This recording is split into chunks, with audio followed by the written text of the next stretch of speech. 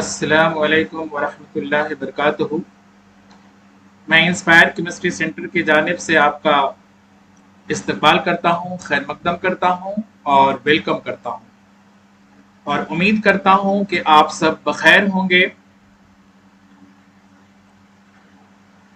आज हम अपना सेकंड लेक्चर आपको पेश कर रहे हैं और इस उम्मीद और इस यकीन के साथ कि आपने पहले लेक्चर को देखा होगा और पढ़ा होगा और समझने की कोशिश की होगी।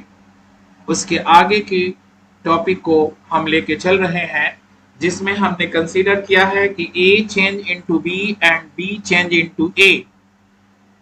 तो A चेंज इनटू B इसको मैंने इक्वेशन 1 कंसीडर किया है और B चेंज इनटू A इसको हमने इक्वेशन 2 कंसीडर किया है। इस इक्वेशन के मुताबिक हम कह सकते हैं कि ये फॉरवर्ड रिएक्शन है और ये भी फॉरवर्ड रिएक्शन है। ये कंप्लीशन की तरफ जा रहा है और ये भी कंप्लीशन की तरफ जा रहा है और इस रिएक्शन को हम लोग इरिवर्सिबल रिएक्शन पढ़ते हैं। लेकिन जो दूसरा हमारा इक्वेशन इसके बगल में दिया हुआ है, उस इक्वेशन को हम लोग रिवर्सिबल रिएक्शन पढ़ते हैं। तो आप इस इक्वेशन को रिवर्सिबल इक्वेशन कहेंगे और इस इक्वेशन को दोनों को एक साथ इरिवर्सिबल इक्वेशन पढ़ेंगे। इन दोनों में डिफरेंस क्या है कि ये A टोटली कन्वर्ट होगा B में और B टोटली कन्वर्ट होगा A में, और यहाँ A कन्वर्ट होगा B में और B कन्वर्ट होगा A में। इसका मतलब है ये रिएक्शन कभी कंप्लीट नहीं होगा और इसके जो कंडीशन थे जो मैं पहले क्लास में लिख दिया हूँ और जो हम लोग केमिकल काइनेटिक्स 12th में पढ़ेंगे उसके मुताबिक हम लोग ये लिखते हैं कि जो रेट है या फिर हम रेट की बात करते हैं वो असल चेंज इन कंसंट्रेशन होता है, क्योंकि इक्विलिब्रियम में रिएक्शन टाइम पर डिपेंड नहीं करता, इसलिए हमने यहाँ टाइम को खत्म कर दिया है। तो rate is directly proportional to concentration, ये लिखा हुआ है। अब यहाँ कंसंट्रेशन A का होगा और यहाँ कंसंट्रेशन B का होगा, इसलिए हम दो अलग अलग इक्वेशन लिखेंगे और दोनों अलग इक्वेशन में यहाँ F stand for forward reaction है और A जो है कंसंट्रेशन ऑफ, यहाँ जो लिखा हुआ है A ये कंसंट्रेशन है। अब जब हम इस फॉरवर्ड को जब इक्वल करेंगे और जब इस डायरेक्टली प्रोपोर्शनल को हटाएंगे तो एक हम यहाँ कांस्टेंट यूज करेंगे, that is KF, that is concentration of A के साथ आप इक्वेशन इसको 1 आप लिख सकते हैं। इसी तरह से सिमिलरली हम कह सकते हैं कि for backward reaction it is directly proportional to concentration of B लिख सकते हैं, और जब हम इसको चेंज करेंगे तो लिख सकते हैं कि rate of backward reaction is equal to RB। यहाँ RB नहीं, ये KF होगा, ये गलती से हो गया है, आप इसको लिख लेंगे KF और यहाँ हम इसको B लिख सकते हैं। अब इस तरह से जब ये चीज हम लिख सकते हैं और हम जानते हैं कि जब ये कन्वर्ट A में हो रहा है और B कन्वर्ट B में हो रहा है तो दोनों का रेट यानी कि फॉरवर्ड एंड बैकवर्ड का जो रेट है वो बराबर होता है। तो इसलिए हम लिख सकते हैं, जैसे कि हम जानते हैं, तो यहाँ आपको लिखना होगा सिंस, है ना, RF that is rate of forward reaction is equal to rate of backward reaction के बराबर होता है। और फिर जब आप इससे करेंगे, जब ये दोनों बराबर होते हैं और अगर इनको रेशनल फॉर्म में आप लिखने की कोशिश करेंगे तो आप लिख सकते हैं rate of forward reaction is equal to, sorry, rate of forward reaction and rate of backward reaction is equal to, हम क्या लिख सकते हैं, तो यहां देखिए बैकवर्ड, अब ये दोनों जब बराबर होते हैं तो इसका लिखने का तरीका, इसके जगह पर आप क्या लिख सकते हैं, इसे गौर से देखिए। तो आप यहां लिख सकते हैं RF के जगह पर, यहां आप लिख सकते हैं that is KF, uh concentration of A is equal to, यहां लिख सकते हैं हम लोग KB, और यहां लिख सकते हैं कंसंट्रेशन ऑफ B। अब हम इसको चेंज करने की कोशिश करें तो लिख सकते हैं that is KF divided by and KB is equal to, ये देखिए अब हमारे पास क्या बचेगा, ये बचेगा कंसंट्रेशन ऑफ बी, और यहां क्रॉस मल्टीप्लाई जब करेंगे तो ये हो जाएगा कंसंट्रेशन ऑफ ए। और यहां हम देखिए एक जगह लिख लेते हैं यहाँ ब्रैकेट में, सिंस के एफ डिवाइडेड बाई के बी इज इक्वल टू, हम अगर के सी लिखें तब हम कह सकते हैं कि देयरफॉर के सी इज इक्वल टू, ये हम लिख सकते हैं के C is equal to concentration of B divided by concentration of A. इस तरह से आपका ये प्रॉब्लम बन सकता है। तो इस तरह से आप देखिए जब कंसंट्रेशन की बात आ रही है, ऊपर भी आपके पास कंसंट्रेशन है और नीचे भी कंसंट्रेशन है, तो आप क्योंकि जानते हैं सिंस कंसंट्रेशन, यहां लिख लीजिएगा, इज इक्वल टू होता है नंबर ऑफ मोल और डिवाइडेड बाई वॉल्यूम के। अब ये जो number of mole divided by volume के होता है, तो इसको ऐसे भी आप लिख सकते थे, दैट इज मोल पर लीटर भी किया जा सकता था। तो इस हिसाब से अगर हम कहें कि केसी के लिए यूनिट अगर बताना हो, तब हम यहाँ क्या लिखेंगे, आप देखिए अभी इस कंडीशन में ये और ये दोनों चीजें जब बराबर हो रही हैं, तो ये आपके पास जो ऑप्शन आएगा आप इसमें सिंपली लिख सकते हैं जो मैंने यहाँ लिखा है, और आप यहाँ इसे देख सकते हैं। जब आप देखेंगे तो ये आपके पास बिल्कुल बात क्लियर होगा। तो जो कंसंट्रेशन का होता है वही आपको लिखना है मोल पर लीटर, इससे आप काम चला सकते हैं।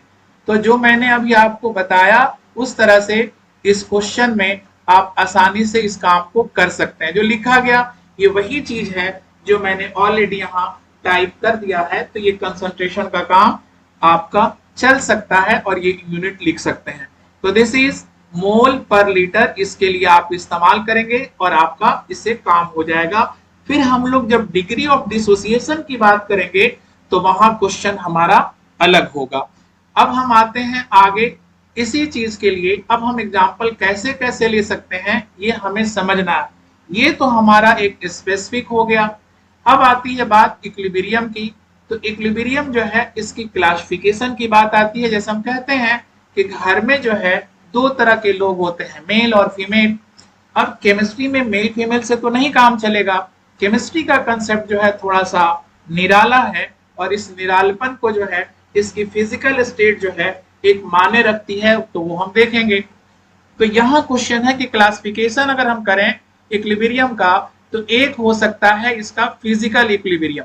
क्या हो सकता है? Physical equilibrium. और ये फिजिकल इक्विलिब्रियम जो बेस्ड है वो फिजिकल स्टेट पर बेस्ड है, और नहीं तो एलोट्रॉपिक फॉर्म जो होता है वो सब्सटेंस का उस पर डिपेंड करता है। तो इसमें हम कह सकते हैं कि अगर आपसे कोई पूछे, क्योंकि आप बचपन से ये पढ़ते आ रहे हैं कि वाटर साइकिल होता है, और वाटर साइकिल कैसे होता है, घरों में फ्रिज में आइस बन जाता है, या शादी ब्याह में भी हमें आइस की जरूरत होती है। तो हमें पानी जो हम पीने का इस्तेमाल करते हैं या जो है धोने वगैरह के लिए इस्तेमाल करते हैं, तो वो लिक्विड स्टेट होता है। जब यही स्टीम बनता है तो हम इसको वेपर फेज कहते हैं। इन दोनों के बीच में भी इक्विलिब्रियम का कंसेप्ट है, यानी कि लिक्विड चेंज इनटू वेपर। तो बोलिए लिक्विड जब वेपर में होगा तो आप इवेपोरेशन कहते हैं। अब यही चीज फिर जो है आप देखिएगा कंडेंस हो जाएगा, तो ये फिर से आपके पास लिक्विड बन जाएगा। तो ये दोनों प्रोसेस एक सेम टेम्परेचर पे होता है, टेम्परेचर वेरी नहीं किया जाएगा। अब अगर दूसरा हम यहाँ क्वेश्चन इसी का उठा लें, तो आप जानते हैं कि वाटर आइस भी होता है, और जब ये मेल्ट कर जाता है तो ये लिक्विड बन जाता है। तो मेल्टिंग और फ्रीजिंग दोनों सेम टेम्परेचर पे होते हैं। तो इसका मतलब ये हुआ कि अगर कोई चीज जिस कंडीशन में इसको कहा जाए वो ये कांस्टेंट रखा जाए, यानी कि टेम्परेचर जो है क्या रख दिया जाए, कांस्टेंट रख दिया जाए,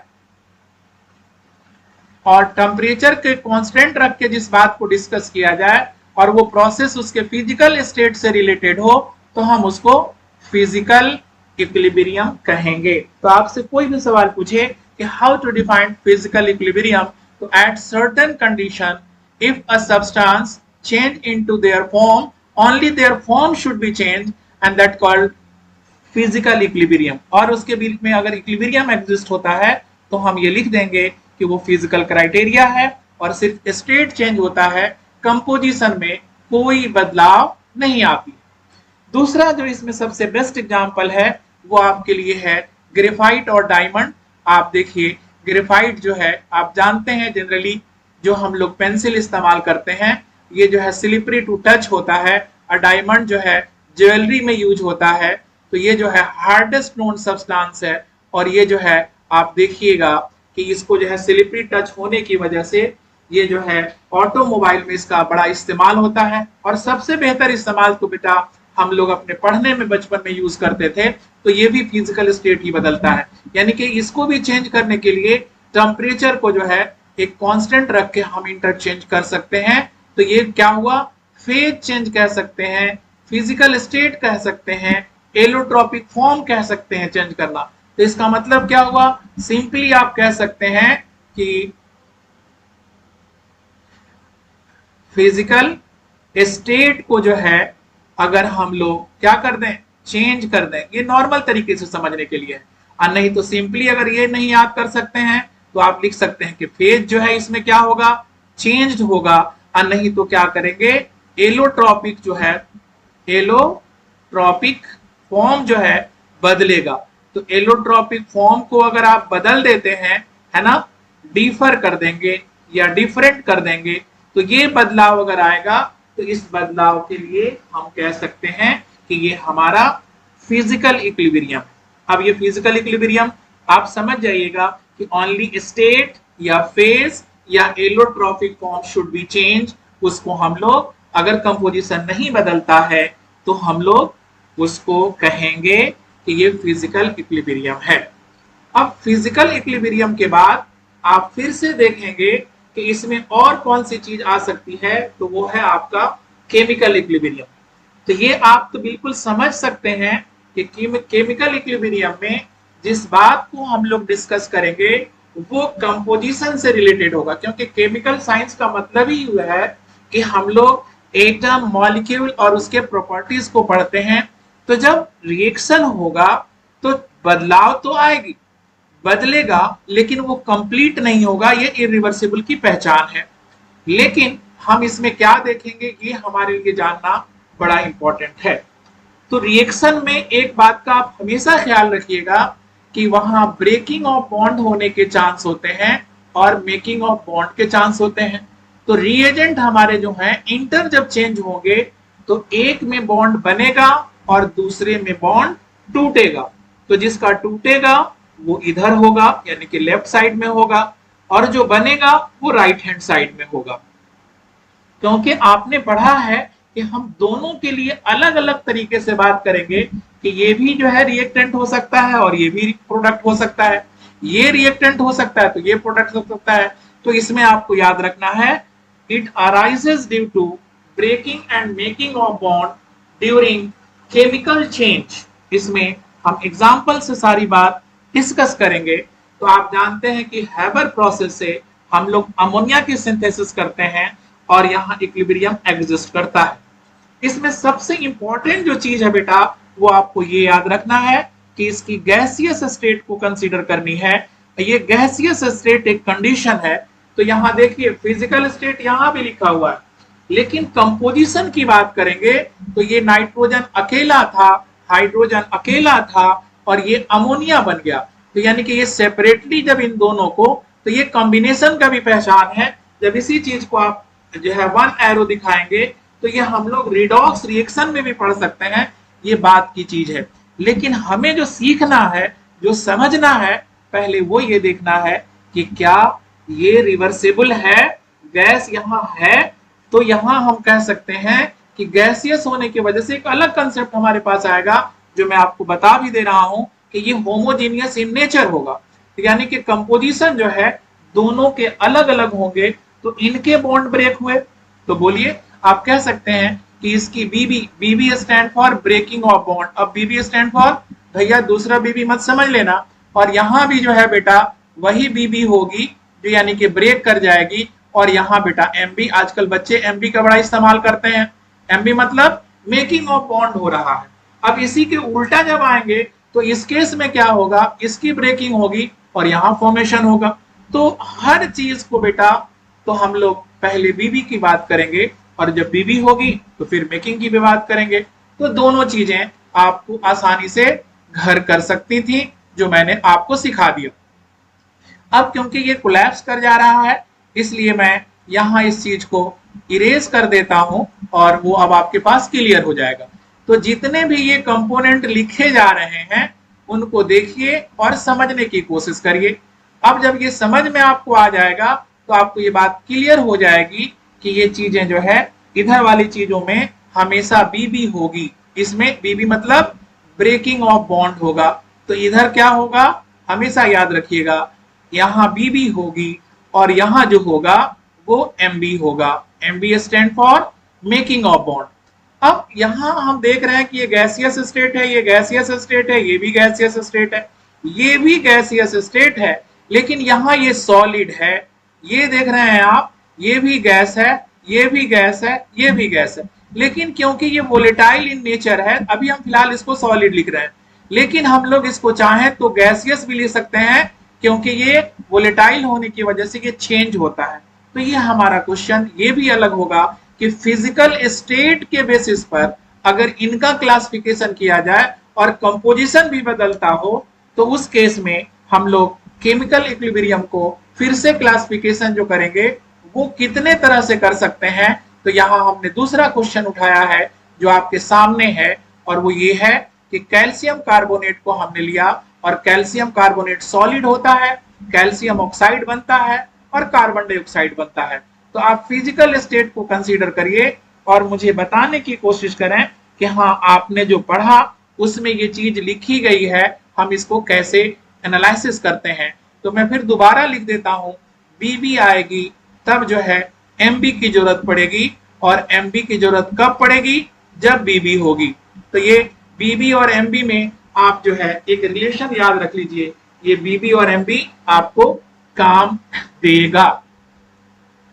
अब फिर से हमारा क्वेश्चन क्लासिफिकेशन पर ही है, और इसको हम करने के बाद इंशाअल्लाह दूसरी बात बताएंगे और हम दूसरे क्लास में प्रेशर और न्यूमेरिकल पोर्शन को देखेंगे, जो हो सकता है मैं कल आपको वीडियो फिर से एक अपलोड करूं। तो हमारा यहाँ क्वेश्चन है कि अब क्लासिफिकेशन हम इक्विलिब्रियम का इसके जो है होमोजीनियस और हेट्रोजीनियस इक्विलिब्रियम के नाम से पढ़ने चल रहे हैं। अब ये किस बेसिस पर होगा, तो यहाँ क्या होगा, यहाँ भी फिजिकल स्टेट ही होगा। वहां जो हम लोग पढ़े थे, यहाँ भी फिजिकल स्टेट जो होगा वो फिजिकल स्टेट ऑफ, हम किसकी बात करेंगे, तो आप यहाँ रिएजेंट की बात करेंगे। तो फिजिकल स्टेट अगर बदलता है तो आप उसको कहेंगे कि ये भी हमारा केमिकल इक्विलिब्रियम का हिस्सा है। लेकिन यहाँ जो है कंपोजिशन आपको क्या करना होगा बेटा, बदलना होगा।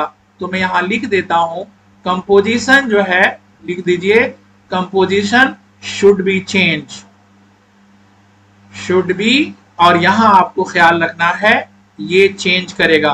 तो एक पॉइंट तो ये रखना है और दूसरा पॉइंट आपको ये रखना है। पहला पॉइंट है कि फिजिकल स्टेट ऑफ रिएजेंट जो है हमें जहन में रखना है, और कंपोजिशन शुड बी चेंज, ये दो चीजें आपको ख्याल रखनी है। तो फिजिकल स्टेट में आपके पास क्या क्या है, आप जानते हैं कि सॉलिड होता है, लिक्विड होता है और फिर हमारा गैस होता है। तो इन तीनों में देखेंगे, अगर सपोज करिए कि किसी रिएक्शन में सॉलिड चेंज होता है सॉलिड, तो बेटा ये कहलाएगा होमोजीनियस।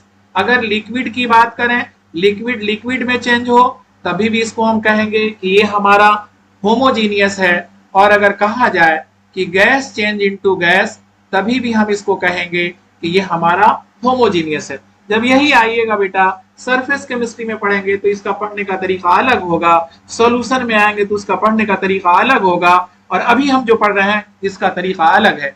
यहाँ हम हेट्रोजीनियस की बात है तो हम ये कह सकते हैं कि सॉलिड जो है लिक्विड बन जाए, लिक्विड जो है सॉलिड बन जाए, गैस जो है लिक्विड बन जाए, या जो आपके पास लिक्विड है वो जो है आपका गैस बन जाए, या आप जो गैस की बात करें गैस आपका सॉलिड बन जाए। तो इस तरह से वेरियस एग्जांपल हमको मिलेंगे, हमें इसमें कोई पेचीदगी नहीं है और कोई टेंशन लेने की जरूरत नहीं है। इंशाअल्लाह ये क्वेश्चन हम लोग आसानी से कर सकते हैं। और समझ सकते हैं। तो मैं इसको तो पहले इरेज कर देता हूं, इसलिए कि मैं एक नॉर्मल सा एग्जांपल से आपको बातें बता दूंगा। ये देखिए, if the physical state of reagent are same then it is homogeneous। अब इसमें कोई एग्जांपल पूछे, बहुत सिंपल एक एग्जांपल मैंने दिया है कि नाइट्रोजन जो है इसका ऑक्साइड है और यहां देखिए ये डाइऑक्साइड में कन्वर्ट हो जा रहा है, तो ये इसका टेट्रा ऑक्साइड है और ये डाइऑक्साइड है, तो दोनों गैसियस स्टेट में है। लेकिन मैंने यहाँ एक पॉइंट लिखा था their composition should be change, तो बेटा हमने ये बात आपको पहले भी बता दी है और अभी एक एग्जांपल और छोटा सा लेंगे और इससे हम आपको बता देंगे कि ये कैल्शियम कार्बोनेट सॉलिड है, कैल्शियम ऑक्साइड सॉलिड है, लेकिन ये कार्बन डाइऑक्साइड है। तो इन दोनों के होने की वजह से आप कह सकते हैं कि यहाँ जो है गैस और गैस जो है एक ही कंडीशन हुआ। ये देखिएगा गैस चेंज इनटू गैस, और फिर यहां दोबारा लिख सकते हैं गैस चेंज इनटू गैस। अब क्योंकि इक्विलिब्रियम एग्जिस्ट कर रहा है तो आप इसको लिखते कि गैस में जो है गैस की बदलाव हो रही है, लेकिन कंपोजिशन दोनों का अलग अलग है, इसलिए हम कहेंगे कि ये हमारा होमोजीनियस है। और क्योंकि ये सॉलिड है और ये भी सॉलिड है और ये गैस है, तो ये हमारा फिजिकल स्टेट बदल गया। तो फिजिकल स्टेट बदलने की वजह से हम इसको कहेंगे कि ये हमारा जो है हेट्रोजीनियस है, क्योंकि हेट्रो का लफ्जी ही मानी होता है डिफरेंट। तो ये आपको याद रखना है, समझना है और दूसरा कुछ भी नहीं करना। अब एक छोटी सी चीज और हम आपको बता दें कि हमने पिछले क्लास में एक्टिव मास के बारे में बताया था।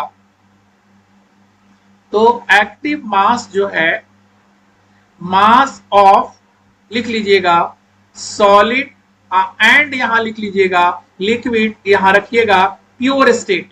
तो इस प्योर स्टेट में बेटा ये यूनिटी होता है या यूनिट होता है, तो यूनिट का मतलब वन होता है, तो हम इसको कंसीडर नहीं करेंगे। आपको इक्विलिब्रियम में सिर्फ और सिर्फ इस पर डिस्कशन करना है, बाकी जो है आप इसे छोड़ देंगे। तो इस तरह से आपके क्वेश्चन हो जाएंगे। दूसरा, आपसे कोई सवाल करे कि क्या दूसरी चीज जो है हेट्रोजीनियस हो सकती है, तो कोई भी वो रिएक्शन जिसमें फेज बदल जाए, कंपोजिशन बदल जाए, तो वो हेट्रोजीनियस कहलाएगा। और वो फेज बदलना बेटा, वहां मैंने बताया था कि एलोट्रोपिक फॉर्म कंपोजिशन बदलना जरूरी है, वो केमिकल इक्विलिब्रियम का पार्ट है, लेकिन हेट्रोजीनियस और होमोजीनियस फिजिकल स्टेट पर डिपेंड करता है। अगला क्वेश्चन फिर हमारा इसी तरह से आएगा, वो हम देखेंगे इंशाअल्लाह कि अब हम लोग इसको कैसे लिखेंगे किसी चीज के लिए। तो हमने इसको एक कंसीडर किया है एक जनरल इक्वेशन, तो हमने लिखा है लेट, है ना, इसमें अस रहना चाहिए, लेटस कंसीडर यहां मैं कर देता हूं कि एक हमने जनरल इक्वेशन लिखा है, तो इसमें आप लिख लीजिए लेट, यहां लिख लीजिए लेटस कर दीजिए, ये गलती से टाइप होने में रह गया है। Let's consider a general reaction written as, है ना। अब ये जनरल इक्वेशन हमने लिखा m, अब ये देखिए m is the coefficient and n is the coefficient, हमने इसको 1 मान लिया। और हम क्योंकि जानते हैं since rate is directly proportional to concentration, तब हम इसको कैसे चेंज कर सकते हैं, ये देखिए। तो वही चीज आपको फिर से लिखना है, forward reaction is equal to, अब इसको आपको पावर कर देना है, और जब और करके लिखिएगा तो इस पर जो है आपके पास फिर से ये आ जाएगा। दूसरा, आप फिर उसी तरह से बैकवर्ड के लिखिएगा, सेम कंडीशन आएगा, तो यहां भी आपके पास KF आना चाहिए। तो आप इसको जो है मैं अब लिख देता हूं, क्योंकि इसमें जो है एक चीज मिस्टेक के तौर पे दिख रहा है, आप लिख लीजिए। तो यहां हम लोग KB लिखेंगे, तो that is the constant and this is the constant. अब आप क्योंकि जानते हैं तो आप लिख सकते हैं सिंस, ये देखिएगा that is forward is equal to, आप यहां लिख सकते हैं दैट इज बैकवर्ड। तो अब हम इसको और करके लिखना चाहेंगे, तो इसके जगह पर आप ये लिख सकते हैं जो मैंने आपको बताया है, क्योंकि ये आपके पास R है, ये भी आपके पास R है, rate of forward reaction is equal to rate of backward के बराबर होता है।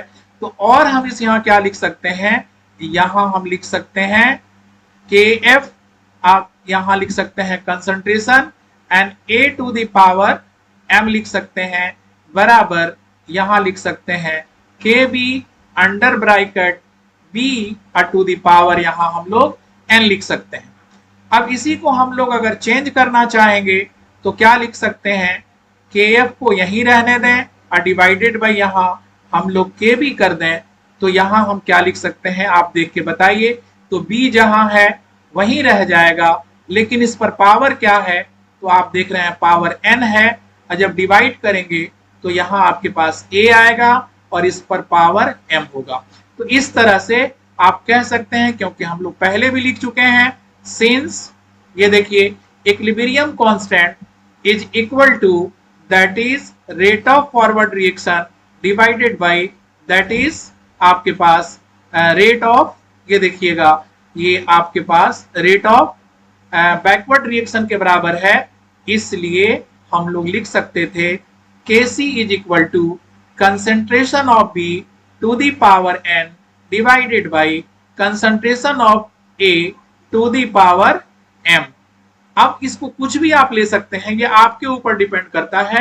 तो इस तरह से ये क्वेश्चन आपका बन सकता था और आप आसानी से बना सकते थे। तो ये आपका राइटिंग पावर है और आप लिख सकते हैं।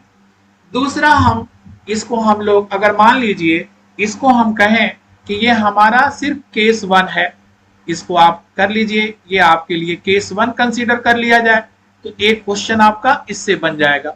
अब इम्तहान में सिंपली आपसे कोई सवाल दे दे कि बेटा हमारे पास क्वेश्चन ये है कि हमने PCl5 को लिया और ये भी गैस है और ये चेंज होता है किसमें, Cl3, और यहां भी लिखा रहे गैस, अब प्लस यहां लिखा रहे Cl2 गैस। अब कहे कि बेटा इसके लिए किसे क्या लिखोगे, बड़ा लॉलीपॉप तरीका अपनाना है आपको कि इधर के जो चचा हैं इनको ऊपर और इधर के जो चचा हैं इनको नीचे लिखना है।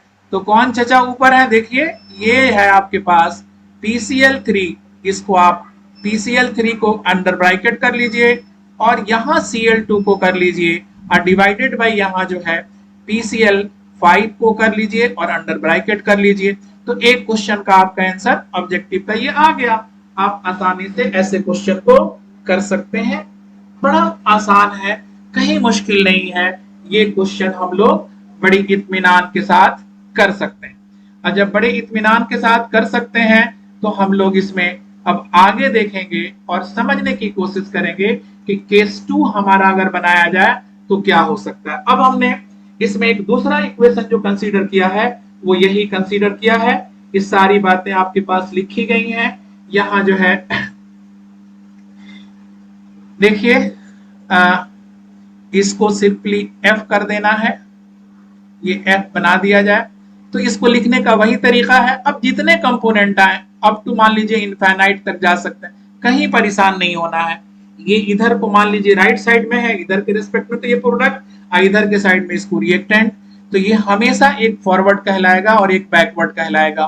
तो सपोज करिए इसको मैं 1 मान लूं और इसको 2 मान लूं। अब ये कहूं कि इसको मैं इससे जो है बराबर, क्योंकि ये दोनों बराबर होते हैं, इक्विलिब्रियम का मतलब ही होता है कि जब दोनों चीजें बराबर होती हैं तो इनको हम दोबारा भी फिर से लिख सकते हैं कि rate of forward and rate of backward reaction जब बराबर हैं तो हमारे पास फिर से क्या आएगा, तो हम यहाँ फिर से वही बात लिखेंगे फॉरवर्ड एंड बैकवर्ड। यहाँ एक मिसप्रिंटिंग कह लीजिए इसको, तो आप इसको जो है के बना दीजिए, तो दैट इज के आपके पास रहेगा। इस तरह से आपके पास अगला क्वेश्चन जो है यहाँ आप लिख सकते हैं कि rate of forward and rate of backward की बात करें तो हम इसके टर्म में आसानी से लिख सकते हैं, और जब आसानी से लिख सकते हैं तो फर्दर जो है आपका ये केसी आ गया। इस तरह से कोई भी प्रॉब्लम आप बना सकते हैं। अब ऐसे क्वेश्चन के लिए आपसे कोई सवाल पूछ दे तो आप इत्मीनान से जवाब लिख सकते हैं। अब ये क्वेश्चन आपको कहाँ मिलेगा, तो देखेंगे कि एक कंपोनेंट इधर होगा, यहां होगा, फिर यहाँ 2 कंपोनेंट दिए रहेंगे, उस कंडीशन में हम इसका इस्तेमाल करेंगे, और नहीं होगा तो हम इससे भी क्वेश्चन को बना सकते हैं। अगला क्वेश्चन फिर से हमारे पास जो दूसरा होगा वो हमारा रेट कंसंट्रेशन से होगा, और फिर आपके पास यही चीजें हैं जो मैंने पहले लिखा है, अभी भी वही चीज है बेटा। तो ये हम एक रिकॉल करने के लिए इसको मैंने दोबारा डाल दिया है और आपके पास आंसर वही आएगा। इसलिए इसमें आपको टेंशन लेने की कोई जरूरत नहीं है। ये आपके काम की चीज है और नहीं भी है, क्योंकि अब हम केस 3 की बात करेंगे। तो केस 3 हमारा कहता क्या है, ये हम लोगों को समझना है कि अब ये कंपोनेंट हमारे दो हैं, जो अभी हमने PCL 5 का क्वेश्चन लिया। अब इसके लिए हम क्या इस्तेमाल कर सकते हैं, तो ये लिखने का तरीका यही हुआ कि ये जो है फॉरवर्ड रिएक्शन होगा और ये बैकवर्ड होगा। अब ये दोनों के लिए हमारे पास देखिए, ये बैकवर्ड के लिए आ गया, और जब ये बैकवर्ड के लिए आया तो एक जो है इसमें सीली मिस्टेक जो है के प्रॉब्लम में है, ये आप इसे कंसर्न कर लें और बिल्कुल ठीक है ये। अब आपके पास फिर से वही बात, R F is equal to R B, ये बार बार रिपीट होगा, पैटर्न सेम है, लिखना आपको पड़ेगा, और लिखना आपको इसलिए पड़ेगा कि ये जो चीज लिखी गई है उसे हमें हर हाल में लिखना होगा, तो हम इसको लिख सकते हैं। आगे हम इसी को फिर देखना चाहेंगे, तो फिर वही बात होगी कि जो आपके पास आर एफ और आर बी आएगा, उसके बाद आप जानते हैं कि प्रोडक्ट को हम यहां लेते हैं, क्योंकि यहां बचा हुआ है ये इधर और इधर ये क्रॉस मल्टीप्लाई, तो ये आपके पास फिर से केसी आ गया। तो अगर इस तरह का क्वेश्चन अगर आपको मिलता है, जैसे मान लीजिए ये क्वेश्चन आपके पास है, यहां देखिए H2 लिखा हुआ है और यहां आपके पास I2 लिखा हुआ है, और कहा जा रहा है कि ये चेंज हो रहा है 2HI में, और पूछा जाए कि बेटा इसके लिए केसी बताओ, तो आप केसी क्या लिखेंगे। तो ये देखिए, इसके साथ कोफिशिएंट है, इसके साथ और इसके साथ कोई कोफिशिएंट नहीं है, तो क्या करेंगे, यहां लिखेंगे concentration of HI to the power 2 और डिवाइडेड बाय, यहां लिखेंगे concentration of H2 and concentration of I2, तो ये आपका केसी हो जाता। लेकिन अगर यही क्वेश्चन होता कि नहीं, अब हम यहां लिखने चल रहे हैं PCl3 प्लस Cl2, इनकी स्टेट गैस जो है, बेटा याद रखिएगा ये गैसियस स्टेट में है, अब कहता है ये PCl5 है। फिर हम बहुत सारे क्वेश्चन देखेंगे, तो अब ऐसे क्वेश्चन के लिए आपसे कोई पूछे कि Kc इज इक्वल टू क्या लिखेंगे, तब आपके पास क्वेश्चन क्या होगा, तो आपका यहाँ जवाब होगा कि PCl5 जो है हमारा अब यहाँ ऊपर आ जाएगा, और नीचे कौन आएगा, तो आप यहाँ लिख सकते हैं PCl3 और डिवाइडेड बाई, तो है ही यहाँ, ये भी आपका Cl2 होगा। तो इस तरह से देखा आपने, अगर ये इधर था तो ये नीचे आ रहा था, ये प्रोडक्ट में आ गया तो ये जो है नीचे, अब ऊपर आ गया, ये नीचे आ गया। तो क्वेश्चन के पैटर्न बहुत सारे हो सकते हैं, इस तरह से आप जवाब दीजिएगा। अब हम लोग इस तरह से इस क्वेश्चन को कर सकते थे, क्योंकि हम जानते हैं कि हमारे पास अमाउंट के जो कंसिडरेशन है, यहां मैं लिख देता हूं, तो अमाउंट जो है हम सब्सटेंस का जो लेते हैं वो क्या क्या हो सकता है, आप नंबर ऑफ मोल की बात कर सकते हैं, यानी कि N स्टैंड फॉर ये मोल है, तो अब मोल की बात कर सकते हैं। इसी में आप इसकी बात कंसंट्रेशन से कर सकते हैं, तो कंसंट्रेशन में जनरली जो है हम लोग ऐसे प्रॉब्लम में मोलरिटी का इस्तेमाल करते हैं, क्योंकि यहां लिखा जाता है N/V, इसमें नॉर्मेलिटी का इस्तेमाल नहीं करेंगे, लेकिन जब हम आयनिक इक्विलिब्रियम पढ़ेंगे तो नॉर्मेलिटी मोलरिटी दोनों आ सकता है। अब हम इसी में आएंगे, तो क्योंकि प्रेशर की वजह से गैस में भी चेंजिंग आती है, जो आप जानते हैं PV = nRT होता है, तो एक रिलेशन बेटा हम लोग किससे पढ़ेंगे, वो पढ़ेंगे मोल से। अब मोल का जो रिलेशन है वो हम लोग मोल फ्रिक्शन पे लेते हैं, किस पे लेते हैं, मोल फ्रिक्शन पे। और मोल फ्रिक्शन का डेफिनेशन आपने पढ़ा होगा, और नहीं पढ़े हैं तो बताने का काम मेरा है, मैं इसे बता दूंगा कैसे हम लोग इसको कंसीडर करेंगे। तो इक्विलिब्रियम एंड मोल फ्रिक्शन का रिलेशन मैं आपको इंशाअल्लाह अभी बताऊंगा, और इससे आपका काम हो सकता है और आप इसे कर लेंगे, और बाकी जो होगा उसको हम लोग फिर पढ़ेंगे। तो मैं पहले आपको ये मोल के बारे में बता दूं। इसको समझने के लिए पहले हम छोटा सा एक काम कर लें। सपोज करो किसी फैमिली में दो लोग हैं, एक ए है और दूसरा आपका बी है। अब ये दोनों मिलके उस घर के ए बी मेंबर हो गए, तो ये ए बी मेंबर टोटल हो गए। मान लीजिए कि ये कंट्रीब्यूट अपने घर में ये जो है 3 करता है, और ये कंट्रीब्यूट आपका 1 करता है, तो टोटल कंट्रीब्यूशन के बाद ये जो है ये हो गए 4। अब आपसे कोई पूछे कि अगर हम फ्रिक्शन में देखना चाहें तो A कितना कंट्रीब्यूट करता है, तो आप कह सकते हैं कि मोल फ्रिक्शन इसी को कहेंगे, यानी कि मोल फ्रिक्शन ऑफ A जो होगा, यानी कि इसके number divided by total person, वो परसेंटेज वाला हिसाब है। इसका भी वही हाल करेंगे बेटा, mole fraction of B is equal to इनका number of mole divided by total number of mole. और क्योंकि फैमिली के मेंबर फैमिली एक ही है, तो ये हमेशा याद रखिएगा कि टोटल नंबर हमेशा नीचे आएंगे और इंडिविजुअल को ऊपर रखेंगे, यही इनका मोल फ्रिक्शन होगा। और लिखने के समझने के बहुत सारे तरीके हैं। जैसे सपोज करिए कि किसी घर में 3 बहन है, 1 भाई है, और इनके माँ बाप हमेशा एक रहेंगे, ये तो तय है। और ये माँ बाप कहेंगे कि हमारे बच्चों की तादाद 4 है। अब कहा जाए कि अगर बच्चियां अगर उस घर में है तो इनका फ्रिक्शन क्या होगा, तो इसको लिखेंगे mole fraction of girls and that family is consider to be 3/4। और यहां कहा जाएगा कि mole fraction of boy of this family is 1/4। इसका मतलब इनके बाप का भी नाम एक, इनके बाप का भी नाम एक, यानी कि ये मोल फ्रिक्शन का सम हमेशा एक ही होगा। याद रखिएगा, G प्लस अगर कहा जाए mole fraction of B it is always equal to 1। आपको कहीं टेंशन नहीं लेना है। तो मैंने कहा कि एक घर में 2 बच्चे हो, 3 बच्चे हो, उनका जो है अगर एक ही माँ बाप की वजह से है तो वो अपने बाप का नाम नहीं बदल सकते। तो केमिस्ट्री का भी यही कंसेप्ट है कि मोल फ्रिक्शन का जो सम होगा वो हमेशा 1 होगा, भले ही क्वांटिटी उनकी जो भी हो। तो इस रिलेशन को पढ़ने के लिए हमें फिर इक्वेशन पर आना होगा और कहानी को पूरी करनी होगी और आसानी से हम समझ सकते हैं। तो फिर से हमें वही एक जनरल इक्वेशन लिखना होगा, let us consider a general reaction written as. तो मान लीजिए कि हमने एक इक्वेशन कंसीडर किया कि जो मैं पहले लिखा था वही। अब ये जो है m टाइम ऑफ A है, ये n मोल ऑफ B है। तो अब हम इसमें अगर हम कहें कि फॉरवर्ड बैकवर्ड के रिस्पेक्ट में लिखना होगा तो क्या लिखेंगे, तो इसके फ्रैक्शन को अगर हमने मान लिया मोल फ्रिक्शन ऑफ A, हमने इस कोएफिशिएंट को पावर रख दिया, उसी तरह से इसके लिए भी लिखेंगे। तो मैं पहले आपको यहां से ये डिलीट कर दूं ताकि आपको ये क्लियर दिख सके। तो इसमें आप चाहे तो लिख सकते हैं let us consider a general equation written as. ठीक है, तो इसमें आप ऐड कर दीजिए, आपके लिए फायदेमंद रहेगा कि आप लिख सकते हैं दैट इज लेट अस, है ना, कंसीडर अ जनरल रिएक्शन, है ना, और यहां कर सकते हैं इसमें दैट इज रिटेन एज, जो मैंने ये इसको इक्वेशन 1 लिखा है। तो अगर मोल फ्रैक्शन के रिस्पेक्ट में हमें बात करनी होगी तो हम इस कोएफिशिएंट के रिस्पेक्ट में डिस्कस करेंगे। तो जो इसका मोल फ्रैक्शन होगा तो पढ़ने के लिए तो यही है, कोएफिशिएंट को हमेशा पावर में ले लेते हैं।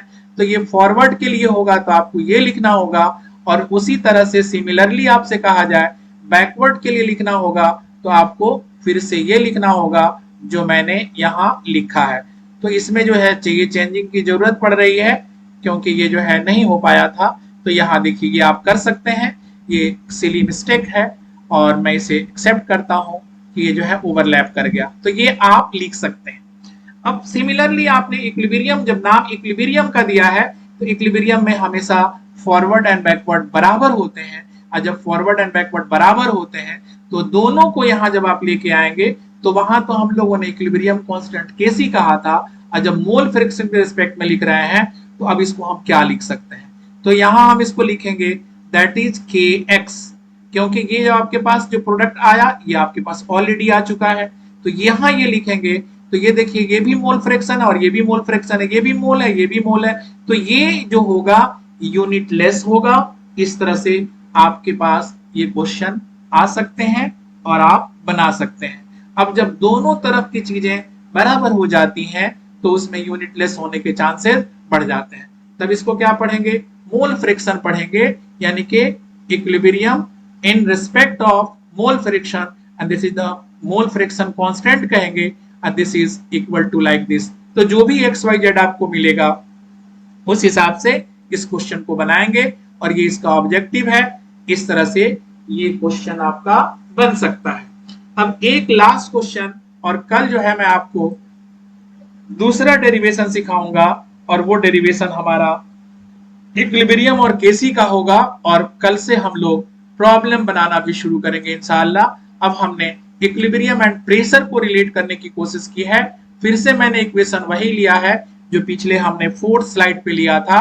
अब हम इसमें देखिए, अब इसमें हम क्या कर दे रहे हैं कि हम इसको भी फॉरवर्ड लेते हैं, लेकिन यहाँ पार्शियल प्रेशर को हम कंसीडर कर रहे हैं।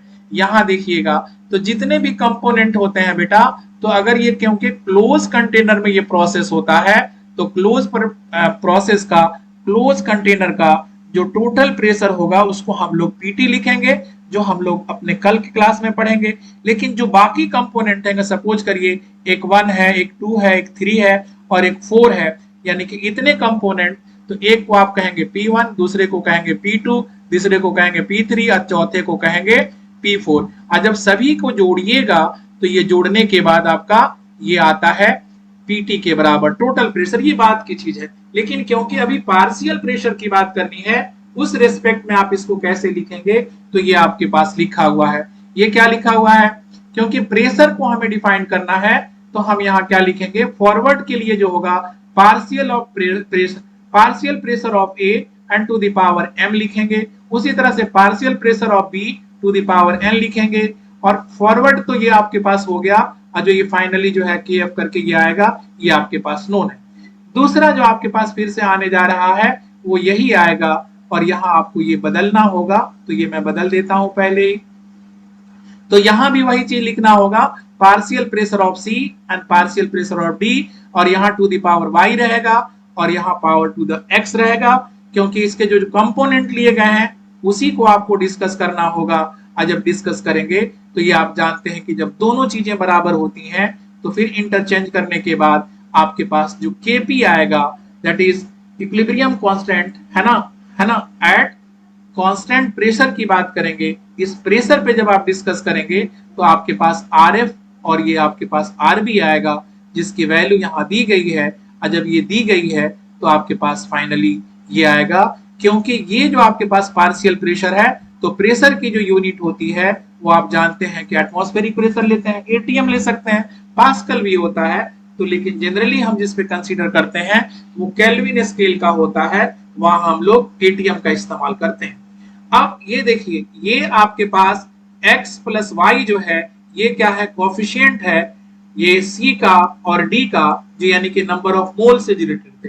तो ये आपका अगर मान लीजिए प्रोडक्ट है तो ये रिएक्टेंट है, तो हम इसको कह सकते हैं चेंज इन नंबर ऑफ मोल। ये नंबर ऑफ मोल क्या होगा, x प्लस वाई, यहाँ आप लिख सकते हैं, और यहाँ लिख सकते हैं माइनस, यहाँ लिख सकते हैं m प्लस n। अब ये दोनों को देख के बेटा इसी से हम बाकी रिलेशन को डिफाइन करेंगे इंशाअल्लाह। और ये देखिए, तो ये हमारा जो आएगा, अब कहा जाएगा इसका यूनिट क्या होगा, तो आप इसकी यूनिट लिख सकते हैं, ये ATM and change in number of मोल के बराबर होगा। तो इस तरह से ये क्वेश्चन हमारे इंशाअल्लाह बन जाएंगे और हम इस पर क्वेश्चन देखेंगे। और हयात मेरी बाकी रही तो इंशाअल्लाह मैं कल एक क्वेश्चन और एक रिलेशन अपलोड करूंगा, उससे आपको बहुत हद तक फायदा होगा। ओके, खुदा हाफिज।